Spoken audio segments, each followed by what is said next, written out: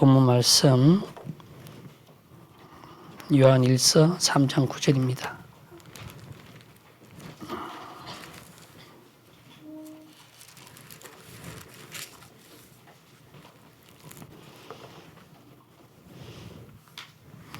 구절 제가 읽도록 하겠습니다.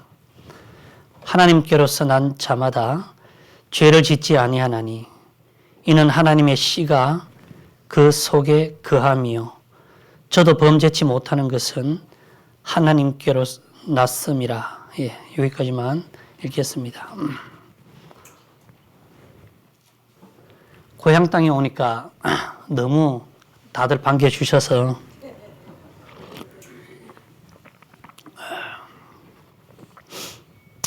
때가 때인지라 오니까 막 꽃도 갈더라고요. 예. 우연히 일치겠죠.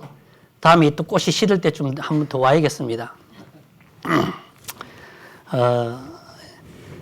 오늘은 새해가 사실은 벌써 시작됐잖아. 그렇죠? 새해가 벌써 시작됐어요. 2월 달인데 벌써 이제 2월 중순인데 그래도 아직 1년이 많이 남았습니다. 1년이 많이 남았고 이제 새해를 시작하면서 저는 그래요. 여러분이 저와 함께 여러분이 이러한 삶이 되었습니다. 라는 마음으로 오늘 이 말씀을 드리려고 합니다. 그래서 오늘 이 말씀이 우리의 소원이 되어서 2026년 한 해까지 계속 성도들 심령 안에 이루어졌으면 좋겠습니다. 라는 말씀으로 오늘 이 말씀을 드리고 가려고 합니다. 오늘 설교 제목이 뭐라고요? 하나님의 씨에 대해서 이야기합니다. 자, 하나님께로서 난 자마다 죄를 짓지 아니하나니 요한 1서에는 이와 같은 구절이 세 구절이 나옵니다. 그래서 이제 한 구절만 제가 찾았어요. 이 말씀은 너무나 유명하고 너무나 잘 아는 말씀이에요. 우리가 하나님께로서 난 자는 죄를 짓는다, 짓지 않는다? 짓지 않는다. 진짜 그렇습니까? 이렇게 물으면은 답을 또 못하죠. 예, 그런 뜻이 아니잖아요. 그렇죠? 하나님께로서 난 자마다 죄를 짓지 않는다. 성경이 분명히 그렇게 이야기하고 있어요. 오늘 본문은 성도가 죄를 짓느냐 짓지 않느냐 이것을 구분 지으려는 게 아닙니다. 오늘 본문은요. 그것은 일어나는 현상에 불과하기 때문에 제가 보는 견해에서는 그렇게 중요한 것은 아닙니다. 핵심은요. 무엇이 죄로부터 성도의 영적 안전을 보장해 주는가 이것을 말하려고 하는 것입니다. 이해하셨습니까? 죄를 짓습니까? 짓지 않습니까? 이거를 이야기하려는 게 아니다 이 말입니다. 무엇이 죄로부터 성도의 영적인 안전을 보장해 주는 건가 이거를 이야기하려고 오늘 본문을 찾은 겁니다. 그러니까 하나님께로서 난 자마다 죄를 짓지 아니하나니 이 말은 성도는 한 번도 죄를 짓지 않습니다. 그 말이 아니고 죄 안에 계속 머물러서 살아갈 수 없습니다. 라는 그런 뜻입니다. 그래서 이 말은 워낙에 유명해서 우리가 잘 알죠. 헬라어 원문에는 이 말의 뜻을 어떻게 기록하고 있느냐 하면은 죄를 짓지 아니한다는 표현을 습관적, 지속적, 고의적으로 죄의 삶을 지으며 살아가지 않습니다. 라고 이렇게 표현하고 있는 겁니다. 하나님께로서 난 자마다 죄를 짓지 않는다라는 말은 성도가 한 번도 죄를 안 짓게 된다. 이 말이 아니라 하나님의 은혜 안에 살아가면서 고의적으로, 습관적으로, 지속적으로 죄를 짓고 살아가지 않게 됩니다. 라는 그런 뜻을 가지고 있어요. 네. 그래서 요한일서 3장 9절은 죄 없는 성도를 가리키는 말이 아니라 죄와 타협할 수 없는 생명, 하나님의 씨에 대해서 이야기하려고 하는 것입니다. 이 부분은 우리가 사실은 무엇보다도 가장 세밀하고 적나라하게 이야기를 해야 되는 부분이에요. 왜냐하면은 우리가 아는 것처럼 성도라 일컫는 많은 사람들 중에 이 죄의 유혹에 빠져서 교회를 이탈하고 무리를 이탈하고 이 공동체를 이탈했던 사람들이 너무나 허다하기 때문에, 그리고 여기 함께 있는 사람들 중에서도 그 죄 가운데 계속 이렇게 막 힘들어하는 그런 사람들이 있기 때문에 이 부분들을 세밀하고 적나라하고 이렇게 다루어야 할 부분이 그라 생각이 들어집니다. 그래서 우리가 저는 그렇게 생각해요. 어쩌면 1년 중에 수없이 많은 죄들이 있잖아요. 그죠? 예. 예.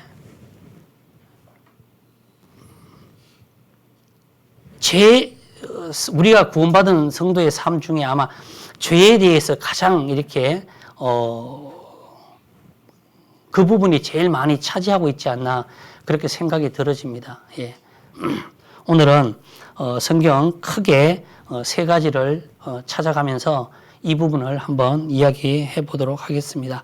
사무엘 하를 한번 볼게요. 사무엘 하 11장입니다.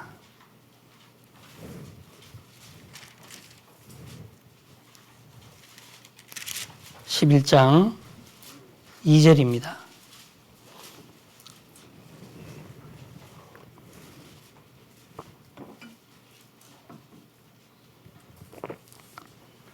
저녁 때에 다윗이 그 침상에서 일어나 왕궁 지붕 위에 거닐다가 그곳에서 보니 한 여인이 목욕을 하는데 심히 아름다워 보이는지라, 이렇게 기록되어 있어요. 뭐 다 안 읽어도 우리가 그 내용은 다 압니다.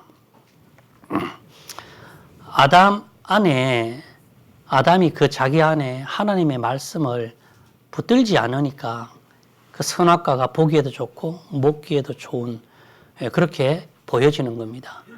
동산에 있는 중앙에 있는 그 선악과는 절대 먹지 말라고 했어요. 먹지 말라고 했어요. 그렇죠? 그래서 그 말씀을 딱 붙들면은 어떤 선악과도 그렇게 보이진 않습니다. 그런데 그 말씀을 마음에 딱 붙드는 것을 못하니까 그것이 그렇게 좋게 보이는 거다, 이 말입니다. 여기에 보이는 다윗도 이런 한 이야기입니다. 저와 여러분이 지붕에서 이 장면을 봤다고 한번 상상을 해봅시다. 다 그렇다는 말은 아니겠지만은요. 특히 이제 저를 이제 이야기를 해볼게요. 다 같이 봤다고 생각해요. 지붕에 올라갔는데, 밑에서 어떤 여자가 이렇게 목욕을 하는 거예요. 이게 너무 잘 보이는 거예요, 이게요. 자, 마음 안에는 이 선과 악이 막 이렇게 싸우기 시작할 겁니다. 선과 악이. 그래서 로마서 7장에는 우리가 잘 아는 것처럼 속사람으로는 하나님의 법을 즐거워하는데 내 지체 속엔 다른 한 법이 막 싸워가지고 이 죄의 법 아래로 나를 사로잡아 내려오는 겁니다. 막 굴복시키려고요. 예. 이제 그런 장면 속에서 또한 육체의 본성 안에서 올라오는 이 더러운 생각을 잠재우려고 제어하려고 애를 쓰겠죠. 뭐 딴 곳을 이렇게 보기도 하고, 뭐 심지어는 아이고 지붕에서 내려가야겠다 하고 지붕 계단에까지 왔는데도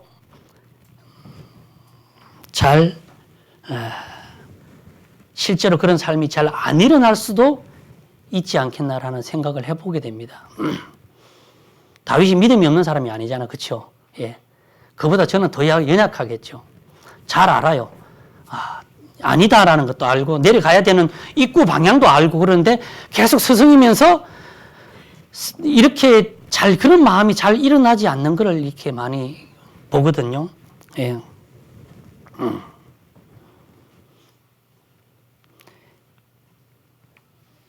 왜 그런 일들이 잘 일어나지 않을까, 이런 생각을 해봤습니다.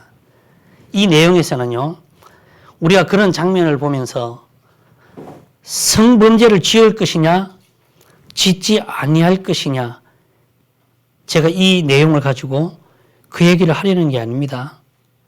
아까는 뭐라고 얘기했어요? 성도가 죄를 짓느냐 짓지 않느냐, 이게 중요한 게 아니에요. 그건 과정에 불과합니다.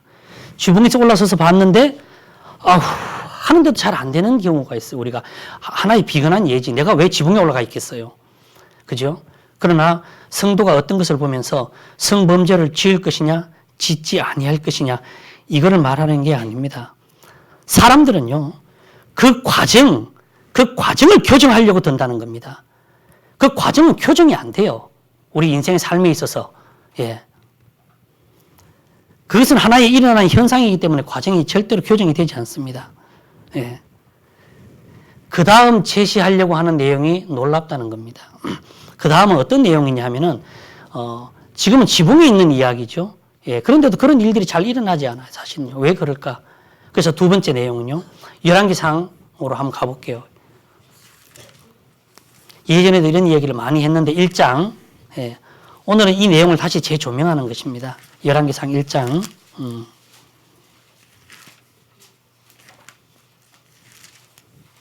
3절, 4절입니다.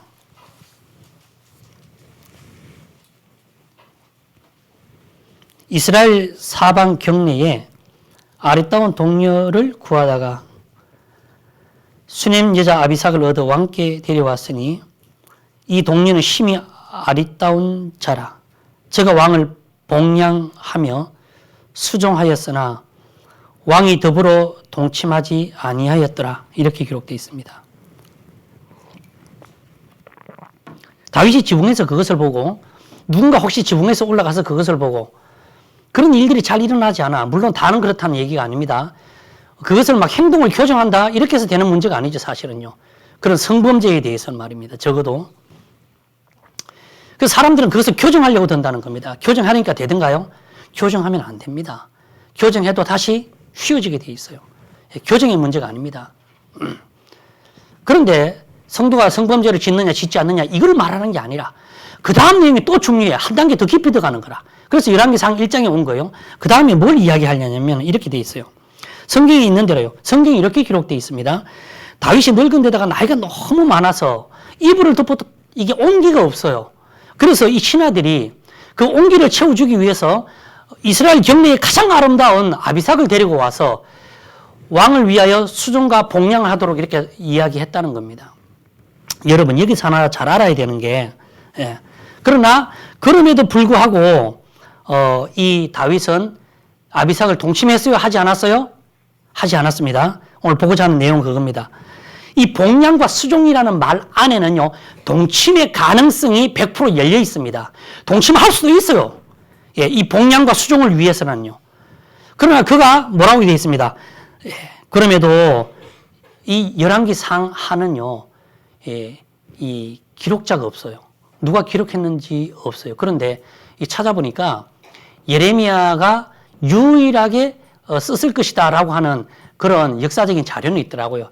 예, 그도 예레미야가 다 쓴 건 아니고 그와 함께 했던 그런 선지자들이 함께 이 성경을 쓰지 않았나 그렇게 생각이 들어지는데 어쨌든 간에 예레미야가 이것을 썼다라는 그런 이야기가 주를 이루고 있기 때문에요.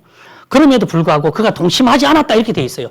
예레미야는요. 그가 동침하지 않았다 이렇게 기록을 했습니다. 자, 보세요. 그렇다면 이것은 다윗의 여러분 잘 들으세요.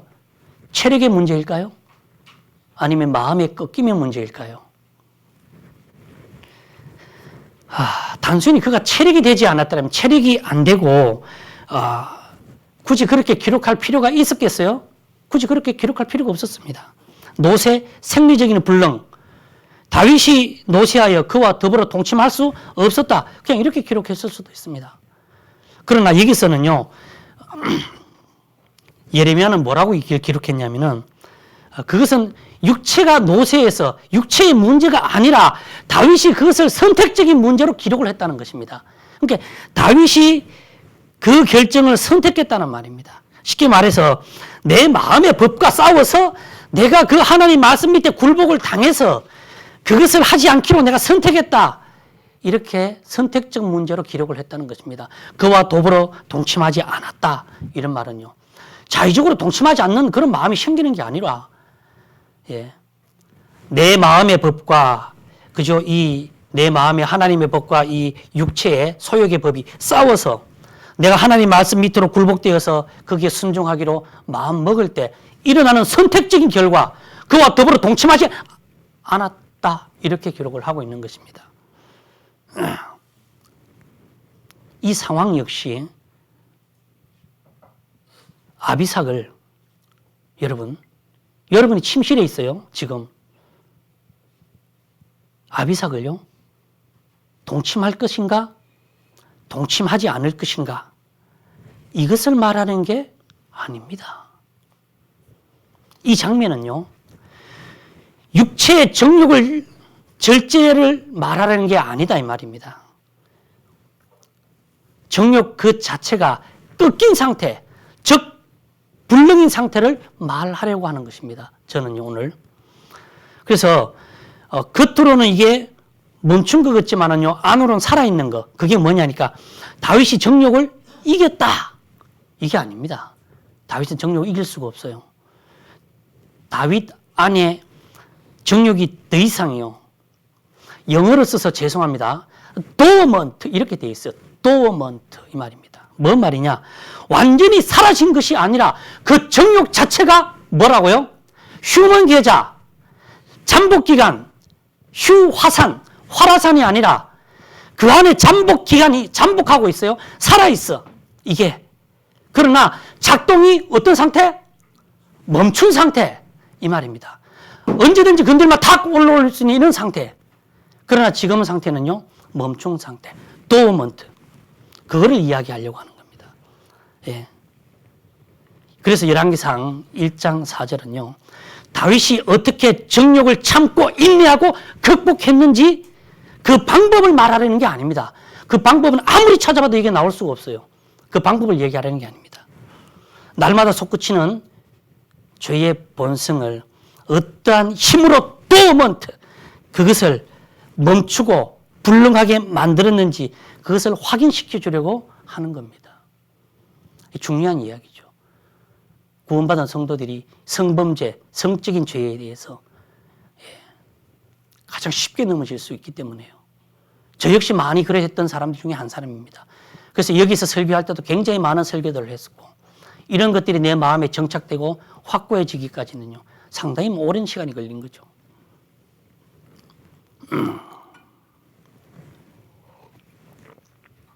여러분, 은혜로 사는 성도에게 왜 여전히 훈련이 필요할까요? 은혜로 사는데 내가 내 몸을 쳐 복종케 하면 이렇게 돼 있어요. 사도 바울 같은 사람들도 내가 내 몸을 쳐서 복종케 했다 이렇게 이야기하고 있어요. 그 다음에 뭐라고 하겠습니까? 나의 나 된 것은 하나님의 뭐라고요? 은혜다 이 말이에요. 그렇게 은혜로 사는 성도들도 자기 자신의 몸을 쳐서 복종케 했어요. 어디에다 복종을 한 겁니까? 행위가 아니라 말씀에 굴복되고 말씀에 복종했다는 것입니다. 왜? 은혜는요, 방종이 아니기 때문에요. 은혜를 산다고 해서 모든 것을 다 덮거나 감추어지거나 다 용서가 되는 것은 아닙니다. 은혜는 방종이 아니기 때문에 끝까지 자기 자신을 쳐서 살아갔던 사도 바울의 이야기를 드리는 겁니다. 새해가 되면은요, 뭐 우리 안산교회도 마찬가지지만은 여러분도 마찬가지입니다. 누구나 이렇게 한 번쯤 이야기해요. 막 기도도 많이 하고 성경도 몇 독하고 또 막 거룩하게 살아야지, 죄는 멀리하고 살아야 되지, 올해는 이렇게 살아야 되지, 아 지붕에서 막 내려가야지, 막 이렇게 막 하고 그렇게 다짐을 하고 산단 말입니다. 그런데 이상해요. 그런데 이상합니다. 왜냐하면은 마음에는 있어요. 그런데 실제로 그런 일들이 잘 일어나지 않고 왜 지속되지 않는 걸까요? 이 말입니다. 그 마음이 없다는 얘기 아니에요. 그런 일들이 실제로 있어요. 그러나 아까 말했던 것처럼 내려가야지 하는데도 안 돼. 그리고 이런 일들이 계속 마음먹은 것들이 왜 지속되지 않을까라는 것입니다. 그것은요, 여러분 안에 하나님의 은혜가 없어서가 아닙니다. 은혜의 본질인 하나님의 시, 이 말씀이 여러분의 저의 마음을 통제하지 못하기 때문입니다. 여기서 계속 드렸죠. 말씀의 굴복과 통제와 견인과 하나님이 우리 인생을 통틀어 책임진다는 것을요. 은혜가 없는 게 아닙니다. 지금도 은혜 아래 살아가고 있습니다. 그렇죠? 예. 은혜가 없어서가 아니라 그 진짜 하나님의 말씀이 생명의 말씀 앞에 내가 완전히 굴복되어서 통제받지 못하기 때문에 이런 일들이 이길 수가 없고 지속되지 않을 뿐입니다. 그래서 자기 자아가 말씀에 통제받지 않는 사람에게는요, 어떠한 거룩한 일도 일어나지도 않고 long time, 오랫동안 지속되지도 않는다는 겁니다. 그래서 저는 오늘 본문에서 이렇게 이야기했습니다. 잘 들으세요. 성도가 죄를 짓느냐, 짓지 않느냐. 지붕을 보면서 이렇게 얘기했습니다. 성범죄를 지을 것이냐, 짓지 않을 것이냐. 여러분과 제가 그 침실에 있었을 때 이렇게 얘기했습니다. 아비삭을 동침할 것인가, 동침하지 않을 것인가. 자, 이 세 번의 선택의 기로는 중요하다고 중요하지 않다고요? 과정입니다. 중요하지 않습니다. 그러면 뭐가 제일 중요할까요? 히브리서 12장 1절에 도달하는 것이 가장 이 설교의 핵심입니다. 핵심 중 핵심. 지금까지의 모든 문제들이 어디로 연결되느냐? 히브리서 12장 1절입니다. 가시죠. 예. 이게 가장 중요한 이야기입니다.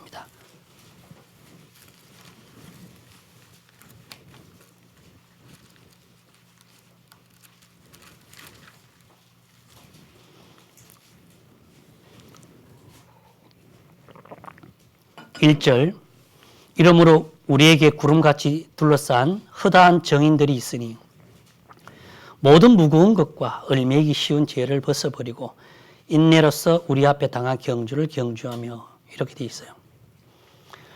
이러므로 우리에게 구름같이 둘러싼 허다한 정인들이 있으니까 힘내라 이런 뜻이 아닙니다. 예.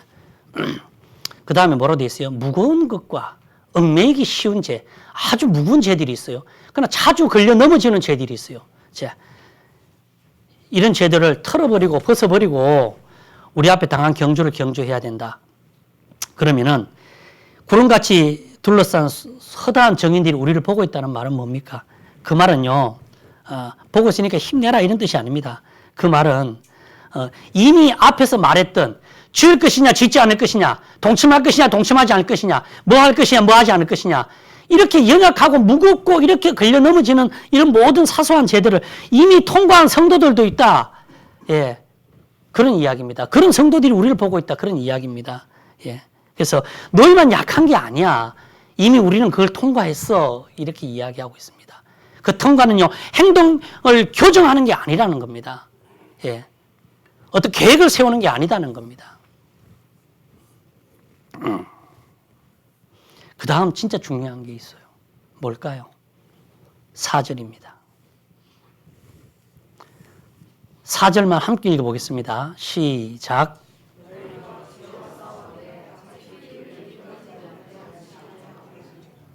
이 말이 뭔 말이에요? 죄와 싸우되 피 흘리기까지 대항치 않는다는 이 말이에요. 그냥 읽긴 읽어도 막 깊이 생각해보지는 않을 수 있습니다. 그죠?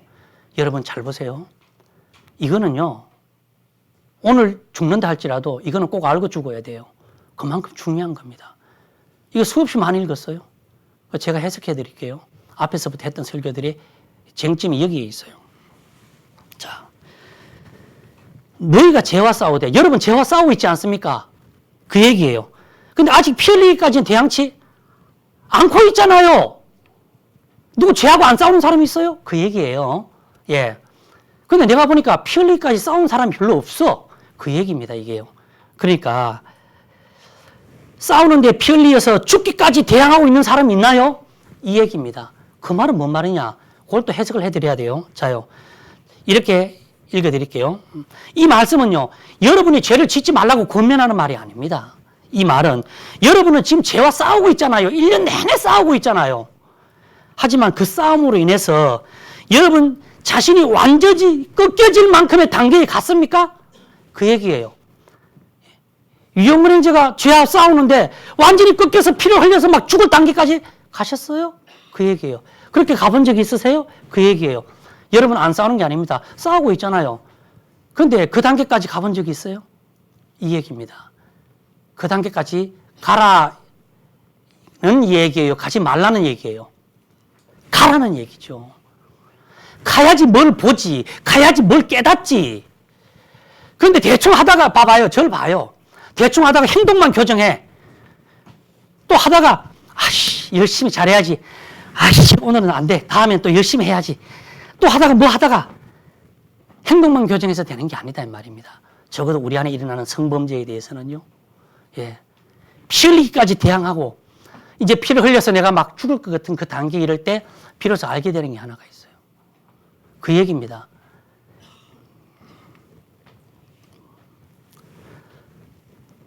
제가 이렇게 표현해 볼게요. 그 싸움으로 인해서 여러분 자신이 완전히 꺾여질 만큼의 단계까지는 도착하지 않은 것입니다. 자, 여러분 그러면요. 꺾여질 만큼의 단계까지 이르는 죄와의 싸움은 뭘까 이 말입니다. 내가 얘기해 볼게요. 맞는지 봐보세요. 꺾여질 만큼의 단계까지 가서 막 내가 죽을 것 같아. 이제 기브업 포기하겠다라는 그 단계까지 간다는 게 뭐예요? 아까 말했죠. 기도해야지. 성경 막 봐야지. 지붕에서 내려가야지. 또 뭐요? 더 노력하자. 마음을 다져보자 이 말이에요. 추측도 늘리고 막 나를 괴롭게 해서 막 고행도 해보자. 그것이 꺾여질 만큼의 단계까지 내려가는 방법일까요? 아니요. 그것은 무슨 교정이요? 그렇지. 행동 교정입니다. 행동 교정은 불가능합니다. 그래서 이야기하는 겁니다. 자, 이렇게 해보니까 돼야 안 돼요? 안 돼요. 저 같은 경우는 안 됩니다. 예, 여러분 대답 안 하셔도 돼요. 꺾여질 만큼의 단계에 도달하면은요, 어떨까요? 이것은 내 노력과 내 의지의 문제가 아니구나라는 것을 내가 알게 됩니다. 그래서 그것을 경험하게 되죠. 그래서 이 12장 4절을 제대로 된 뜻은요, 이렇게 해석을 해봤어요.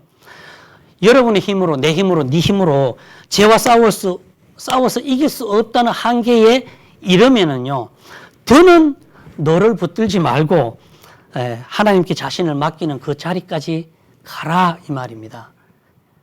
행동 교정을 하려고 하지 마라 이 말입니다. 부딪힐 때까지 다 부딪혀 봐라.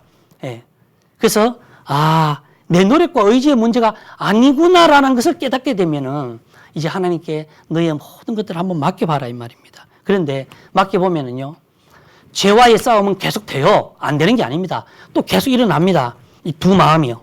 예. 그런데 싸우는 주체가 내 한계에서 하나님의 은혜로 한번 딱 바뀌는 그것을 경험하게 된다는 겁니다. 지금은 싸우는 주체가 나라. 이렇게 해보고 막 행동 교정도 해보고 이것도 해보고 하지 말라는 얘기 아닙니다.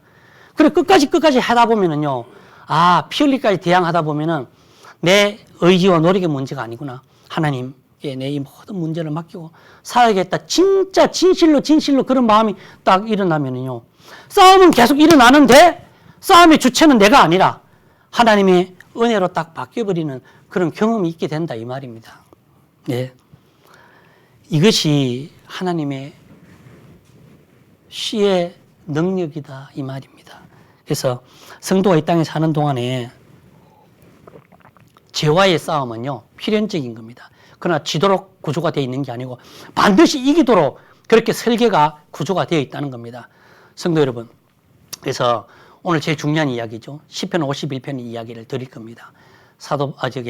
다윗의 이야기를 드릴 거예요. 다윗의 이야기를 세 개만 딱 찾아서 이야기를 드리겠습니다. 세 개의 이야기가 굉장히 중요해요.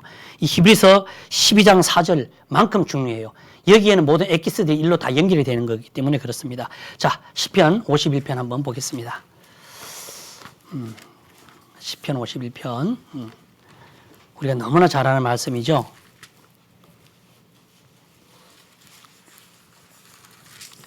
자,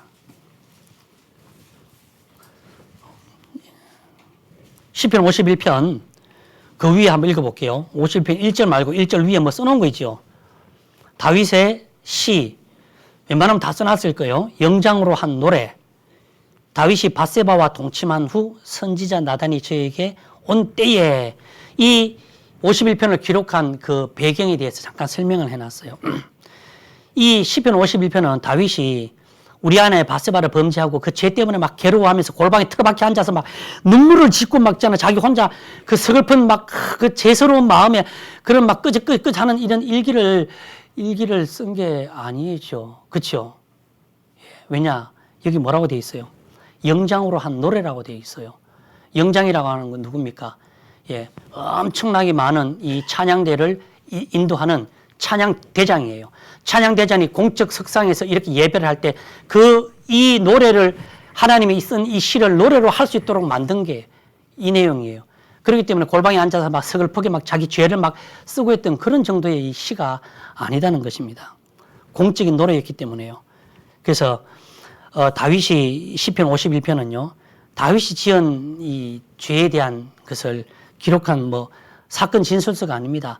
한 사람이 죄를 돌이키고 난 이후에 하나님 앞에서 무너진 그 사람의 심장을 노래로 말씀으로 이렇게 적어 놓은 게 시편 51편입니다.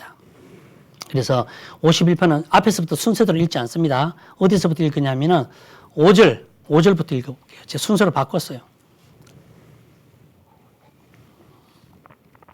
이 세 가지를 말씀을 드릴게요. 다윗의 이제 시편 51편에서 첫 번째는 5절. 내가 뭐 중에요? 예, 출생하였으며 모친이 혈중에 나를 잉태하였나이다. 중심의 진실함을 주께서 원하시오니 내 속의 지혜를 알게 하시리이다. 이렇게 되어 있습니다. 자, 이 말이 뭐냐니까 5절에 보면요. 내가 죄악 중에 출생했다. 모친의 혈중에 나를 잉태했다. 이 말입니다. 저희 다윗은요. 자기 자신이 어떠한 사람이고 누구인지를 잘 어쩐다고요? 알고 있다. 이런 얘기입니다. 근데 5절이 중요한 게 아닙니다. 그 다음 6절이 굉장히 중요한 이야기예요. 6절. 중심에 뭐라요? 누가요? 주께서 원하시오니. 이 구절만 읽었습니다. 예. 하나님이 다윗 안에 그리고 지금 여기 앉아 계신 성도 여러분 안에 뭘 알고 싶어요? 중심에 뭘요? 진실함을 알고 싶은 것입니다. 자, 주님은 우리에게 거짓 없는 진실을 알고 싶어 한다는 겁니다. 보세요. 아까 말했던 것처럼 죄와의 싸운다는 것은 우리가 죄와 싸운다는 것은 행동 교정을 하는 게 아닙니다. 내면에 변화된 이 마음을 이끌어내는 것이지 행동을 교정하는 게 아니에요. 내면의 변화를 요구하는 내용입니다. 그래서 나는 그 중심의 진실함을 원한다 이렇게 이야기했잖아요. 그 중심은요. 여러분의 양심이 아니다 이 말입니다. 그 중심이 뭘까요? 이 양심이 아니고 저와 여러분 내면 깊은 곳에 있는 자 동기, 욕망, 의도 난 이거를 알고 싶어 이야기입니다. 나는 네 중심에 있는 진실함을 알고 싶어. 난 네 양심을 알고 싶어. 이 말이 아니에요. 여러분 가장 그 마음에 있는 숨은 동기와 의도와 예 그걸 알고 싶다는 겁니다. 하나님은요. 그 욕망, 그 의도를 알고 싶어 이 얘기입니다. 우리가 전도 집회 때 자주 쓰잖아요. 그죠? 하나님. 중심에 죽일 뭐가 있었느냐? 의도가 있었느냐라고 이렇게 하잖아요. 나는 너의 동기와 욕망과 그 의도를 알고 싶어. 주님은 이렇게 묻습니다. 그래서 다윗은 이 6절의 내용을요. 저와 여러분에게 이렇게 해석하고 있을 수도 있겠다라는 생각이 드는 겁니다. 들어보세요. 이렇게 읽어볼게요. 예. 하나님이 이렇게 묻는 거예요. 다윗에게. 하나님 여기 앉아 계신 여러분에게 이렇게 묻는 거예요. 제가 얘기하는 거 아닙니다. 나는 지금 여러분들이 성적 스캔들을 얼마나 많이 했는지를 묻고 있는 게 아니야. 나는 여러분이 살아오면서 성적 범죄를 얼마나 많이 했는지를 묻고 있는 게 아니야. 그러면요. 왜 그렇게 되었는지를 묻고 있는 거잖아. 이 얘기입니다. 누구에게요? 선악과를 몇 개 먹었어? 한 개 반 먹었어? 그걸 묻고 있는 게 아니야. 네가 왜 그렇게 되었는지를 지금 묻고 있는 거잖아, 내가. 그 중심에 무엇을 붙들지 않았기 때문입니까? 말씀을 붙들지 않았기 때문입니다. 여러분에게 은혜가 없었습니까? 은혜가 없었어요? 없습니까, 진짜로? 성령이 없었습니까? 아니에요. 그 말씀의 씨가 나를 제대로 통제한 적이 없기 때문입니다. 내가 그 말씀 아래 제대로 굴복되어 본 적이 없습니다. 이리로 가면 이리로 나오기 때문입니다. 말씀이 나를 굴복하는 그런 삶이 없다면요. 내가 그 말씀에 통제를 당하지 않는다면요. 은혜가 문제가 아니라는 겁니다. 여기도 마찬가지죠. 나는 여러분이 성적 스캔들, 성적 범죄를 얼마나 했는지 묻고 있는 게 아니에요. 왜 그렇게 되었는지를 묻고 있는 겁니다. 의도와 동기와 그것을 묻고 있는 거예요. 하나님이 그렇게 다윗에게 묻고 있는 거죠. 그렇게 진실하게 대답할 수 있습니까? 대답하셔야 됩니다. 할 줄 알아야 됩니다. 왜? 죄와의 싸움에 이 승리를 이끄는 것은 바로 진실함에서 나오기 때문에 그런 겁니다. 성적 스캔들 범죄가 부끄러운 게 아닙니다. 우리는 그것을 맞서서 싸워서 이겨나가야 될 문제입니다. 그걸 감추고 덮고 하는 문제가 아니에요. 가장 진실할 때 가장 큰 빛을 보게 된다는 겁니다. 나는 여러분이 진실함 가운데에 날마다 드러나기를 원한다는 의미에서 이 말을 드린 겁니다. 이게 첫 번째예요. 두 번째는요. 1절 한번 볼게요. 하나님이여 주의 인자를 쫓아 나를 긍휼히 여기시며 주의 많은 자비를 쫓아 내 죄가를 도말하소서. 내가 1절을 왜 읽었는지 여기에 딱 두 단어가 나와요. 굉장히 중요한 단어죠. 여기에 보면은요. 이 주의 인자를 쫓아 주의 자비를 쫓아 이렇게 돼 있어요. 이것만 봐도요. 다윗은요. 이 예전에 자기가 지었던 성범죄에 대해서 더는 매여 있지 않다는 것을 알 수가 있습니다. 자기가 지었던 성적 스캔들에 더 이상 막 연약하며 붙들려 있지 않다는 것을 우리는 알 수 있어요. 예, 주여 주의 인자를 쫓아 주의 자비를 쫓아 이렇게 돼 있습니다. 여러분, 우리가 죄를 이기는 힘은요, 내 스스로에게 지었던 그 죄를 자책하는 것이 아닙니다. 바로 은혜 안에 머물려는 그 마음의 태도입니다. 그렇다고 해서 그 은혜가 모든 죄들을 다 면제시켜주는 면제부는 아니라고 하는 것입니다. 그래서 나는 읽을 때 굉장히 참 막 흥분했어요. 왜 그러냐요? 봐봐요. 자신의 연약함을 붙들지도 않습니다. 근데 자신의 오직 하나님 안에서 인자와 긍휼을 막 이렇게 붙들고 있어요. 왜일까요? 기가 막혀. 왜일까요? 막 괴로워하거나 그러지 않습니다. 하나님 저의 주의 인자와 주의 긍휼과 자비를 이렇게 됐어요. 다윗이 이런 상태에 도달했어요. 왜일까요? 그것은 바로요, 히브리서 12장 4절처럼요. 자기 자신이 완전히 꺾여질 만큼의 단계에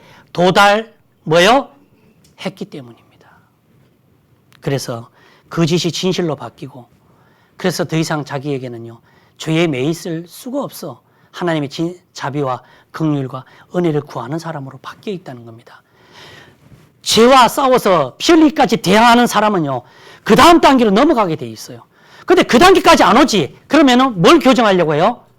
죽을 때까지 행동 교정만 하는 겁니다. 예. 제가 피 흘리기까지 대항하라고 하지 말라고요. 하라고요. 해보라고요. 그 끝에서 만나는 건 된다, 안 된다? 안 된다는 걸 깨달을 때 진짜 넘길 수 있어요. 근데 행동만 교정하는 사람은요, 못 넘겨요. 히브리서 기자가 얘기했잖아요. 무거운 것과 얽매이기 쉬운 죄를 벗어버리라. 구름같이 둘러싸는 허다한 정인들이 있다. 야, 임마, 쪽팔리지도 않아. 저 많은 구원받은 성도들이 다 보고 있는데도 그 얘기가 아니다. 네가 앓고 있는 그 연약한 죄, 우리 이미 다 통과했어. 너만 연약한 게 아니야. 우리가 어떻게 통과했는지는 말씀을 봐. 그 얘기예요. 어떻게 해요? 짜샤 임마, 히브리서 12장 4절을 보란 말이야. 거기 비결이 있잖아. 죄와 싸우되 안 되면 행동을 교정하라. 그렇게 얘기했어? 아니잖아요. 피 흘리기까지 대항한 사람이 아무도 없더라 이 말입니다. 그 끝까지 간 사람이 없어. 중간에 가다 놓고 그냥 행동만 교정해버려. 이렇게. 그럼 다윗은 어떻습니까? 자기의 성범죄나 성적 스캔들에 매여 있지 않고 하나님 주의 자비와 인자를 구하는 사람으로 되어 있어요. 왜일까요? 바로 히브리서 12장 4절에 그 꺾여질 단계까지 도달했기 때문에 그 마음이 변할 수 있었다는 겁니다. 예. 이게 두 번째 이야기입니다. 마지막 세 번째는요. 자, 10절 한번 볼게요. 제일 중요한 얘기죠. 10절, 11절만 함께 읽어 보시겠습니다. 시작.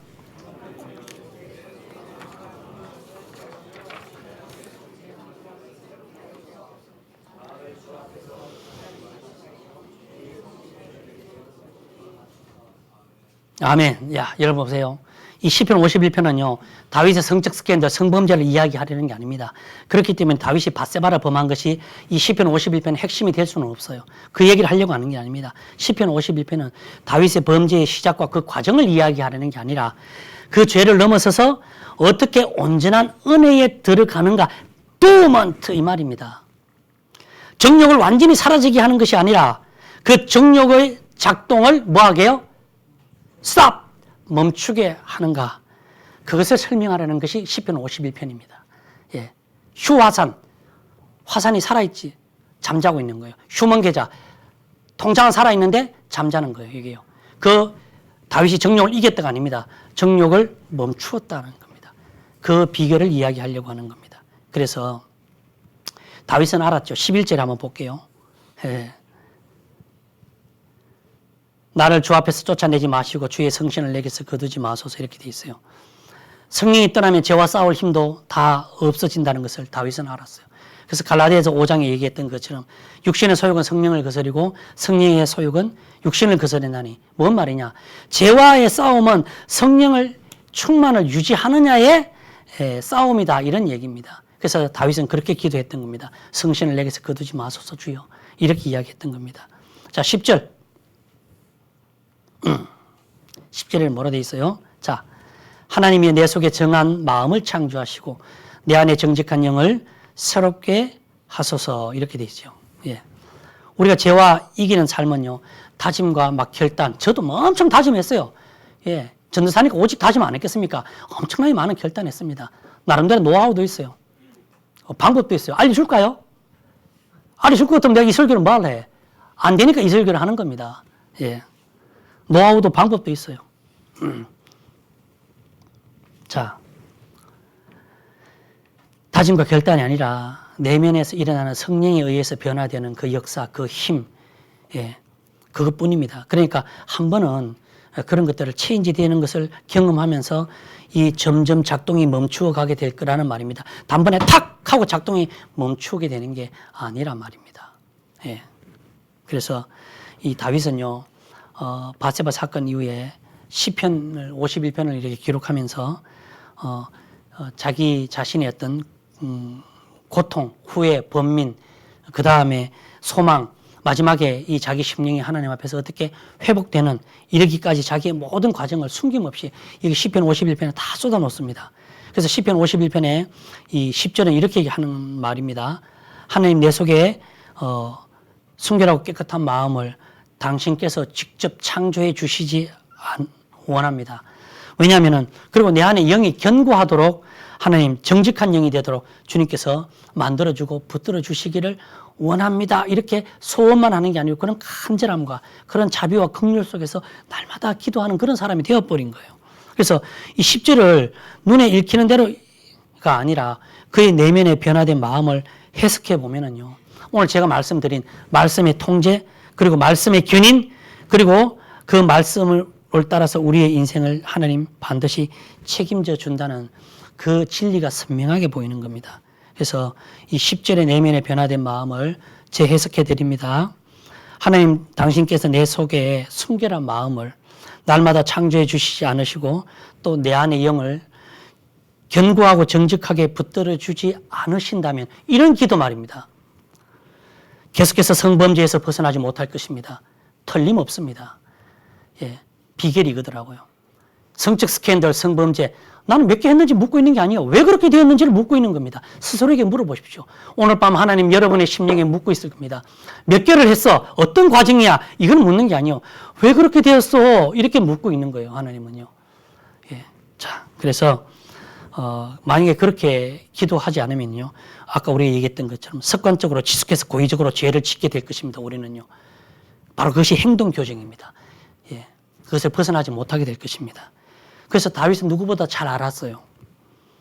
그래서 그는 다시 죄를 짓지 않겠습니다, 하나님. 이렇게 다짐하지 않았다는 겁니다. 다윗이요.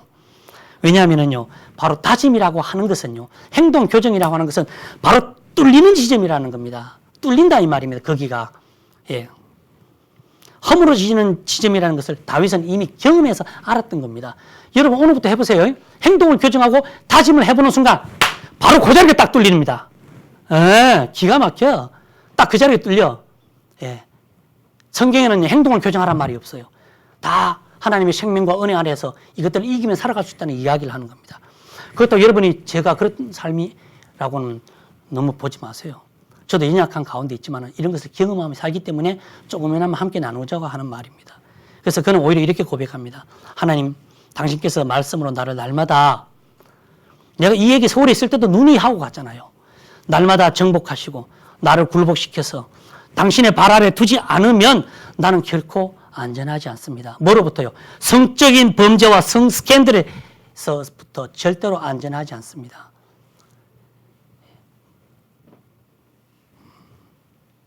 이렇게 해석되는 이유는요. 제가 금방 해석했죠. 이렇게 해석되는 이유는요.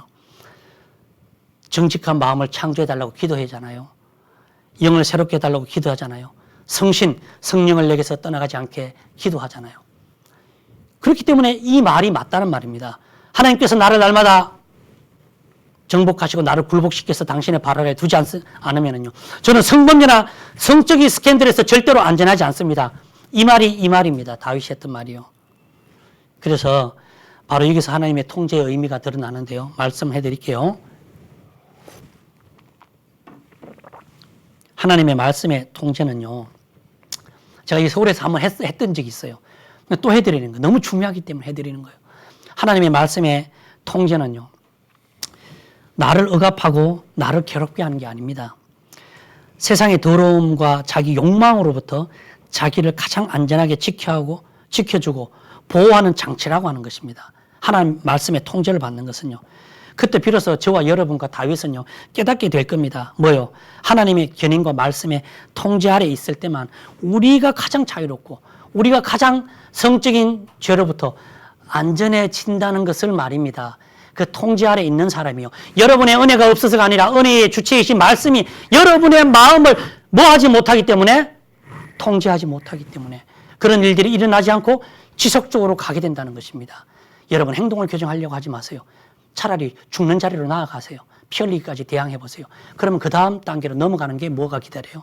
아, 이거는 사람의 의지와 노력으로 할 수 없구나.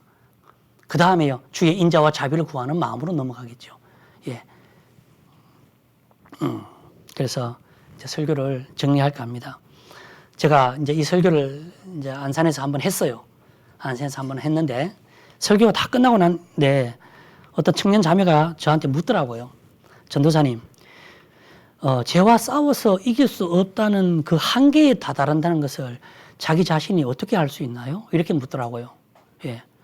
참 기특하지 않아요? 설교 듣고 그냥 집에 갈 법도 한데, 그냥 오늘 설교 듣고는 그냥 다 묻지 마세요. 예, 참 니고데모 같더라고요. 그렇게 묻더라고요. 자기가 한계에 다다랐다는 걸 자기가 어떻게 알 수 있나요? 이렇게요. 되게 마음에 뭔 고민이 있나 봐요. 예.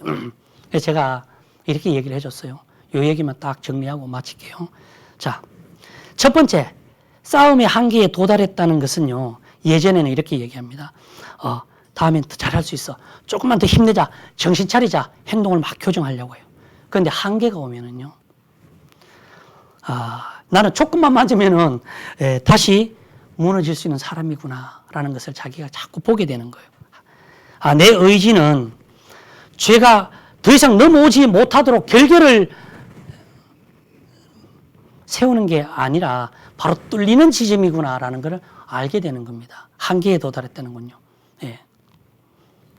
그래서 이거는 내 싸움이 아니라 주님이 저와 여러분의 마음을 붙드셔야만 모두가 멈출 수 있는 도어먼트, 이 말입니다. 정욕을 이겼다가 아니라 정욕을 잠시 스탑, 멈출 수 있는, 예, 작동하지 않게끔 할 수 있는, 예, 하나님이 우리 마음을 주장하고 우리를 굴복케 하고 통제해야만, 얘기했잖아요. 예, 갓난아이가 포크 들고 사과 들고 막 뛰댕기면 누구든지 통제한단 말입니다. 그 통제를 받아야 안전한데 애기는 싫다이라 막 달라이라 사과를 먹겠다고 포크를 들고 다니면서, 그거와 똑같은 겁니다. 통제라고 하는 것은 싫은 거야. 그런데 진짜 통제를 받으면요, 안전한 거라는 말입니다. 성범죄와 성적인 스캔들로부터, 세상의 죄로부터 안전해질 수 있다는 겁니다. 그래서 저와 여러분이 이와 같은 마음에 도달하면은요, 이제부터 죄와의 싸움은 의지와 다짐이 아니라 말씀의 통제로 바뀌게 될 것이라, 그런 말입니다. 그래서 이것이 한계의 징후다, 제가 이렇게 설명을 해줬어요. 말씀이 내 마음을 통제하고 말씀이 죄를 통제하는 그런 사실로 바뀌게 된다. 자, 두 번째는요, 한계에 다다른다는 것을 내가 어떻게 알 수 있나요? 라고 했을 때 두 번째는요, 싸움의 한계에 다다른 사람은요, 분명한 현상이 나타납니다. 예, 현상이 나타나요. 기도의 내용이 바뀌어버리죠. 기도의 내용이. 자책하면서 이번엔 좀 더 잘해야지. 유혹에 안 넘어지게 해주세요. 습관을 따라 죄를 짓지 않게 해주세요. 물론 그런 기도는 필요합니다. 예. 그러면서 행동을 교정하려고 하는 겁니다. 이전에는요. 그런데 이후에는요, 주님, 제가 주님 손에서 벗어나면 적시로 위험해집니다. 이렇게 기도가 바뀌어버리는 거죠. 또요, 주님, 내 안에 깨끗한 마음을 새롭게 창조해 주시길 원합니다. 나는 날마다 더러워요. 주님, 날마다 넘어질 수밖에 없는 겁니다. 주님, 나에게 왜 그렇게 됐느냐라고 지금 묻고 있잖아요. 난 진실함을 말하기 너무 두렵습니다. 그렇게 바뀌게 돼. 주님, 날마다 싸워서, 날마다 싸움의 한계에 도달했다는 것이 뭔지를 주님 경험하기를 원합니다. 진짜 이런 기도가 얼마나 값어치 있는 기도겠어요. 얼마나 경이로운 기도겠어요. 죄와 싸울 수 있는 그 정답을 향해서 달려갈 수 있는 기도. 주님, 저는 오늘 히브리서 12장 4절에 도달하기를 원합니다. 그 싸움의 한계에 도달했다는 것이 뭔지를 주님 깊이 체험하기를 원합니다. 이런 기도를 볼 때 하나님 자다가도 주무시는 게 아닌 거지. 눈이 번쩍 뜨는 거예요. 얘가 막 이런 놀라운 기도를 한다는? 왜? 죄를 이기고 싶은 거야. 그래서 더 영에 속한 사람으로 살고 싶은 그런 기도를 하는데 하나님이 가만히 있겠어요. 그래서 두 번째 그거 내용입니다. 내가 한계에 도달했다는 걸 내가 어떻게 알 수 있나요? 현상이 나타납니다. 성도 여러분, 세 번째는요. 그 한계에 도달했다는 것을 한 문장으로 이제 정리하고 설교를 마치려고 합니다. 자, 싸움의 한계에 도달했다는 말은요. 여러분이 죄와 싸워서 이길 수 있는 어떠한, 아까 제가 설교도 했죠. 제가 이런 경험을 하기 전에는요. 어떤 방법들이 있었어요. 비결들이 있었단 말입니다. 그런데도 안 되더라 이 말입니다. 다시 말할게요. 여러분이 죄와 싸워서 이길 수 있는 어떠한 싸움의 한계에 도달했다는 것은 그런 말이에요. 날마다 죄와 싸워서 막 싸워. 행동, 결정도 하면서 막 싸우고 다짐도 해. 예. 그렇지만은 죄와 싸워서 이길 수 있는 어떤 기술과 요령과 방법이 늘어났다는 말이 아닙니다. 예. 나라는 존재를 더 신뢰하지 않는 상태에 도달했다는 말입니다. 한계에 도달했다는 말은 그 말이에요. 그것이 싸우는 주체가 나에서 하나님의 은혜로 바뀌었다는 그런 뜻입니다. 또 하나는요. 싸움의 한계에 도달했다는 말은요. 여러분이 더 이상 죄를 짓지 않는다는 확신이 생긴 게 아니라는 겁니다. 하나님의 말씀이 여러분을 통제하지 않으면요. 여러분은 결단코 안전하지 않다는 확신이 생긴 상태라는 겁니다. 이해하셨습니까? 예. 그게 싸움의 한계에 도달했다는 뜻입니다.